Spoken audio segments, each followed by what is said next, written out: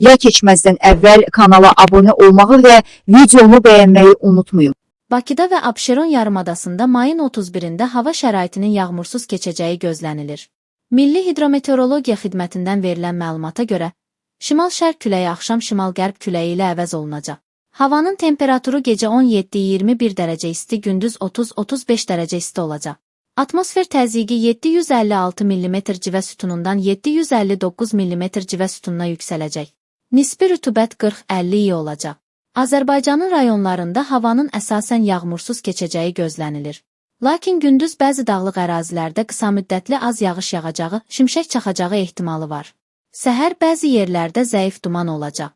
Şərq küləyi bəzi yerlərdə arabir güclənəcək. Havanın temperaturu gecə 16-21 dərəcə isti, gündüz 31-36 dərəcə isti, dağlarda gecə 10-15 dərəcə isti, gündüz 20-25 dərəcə isti olacaq.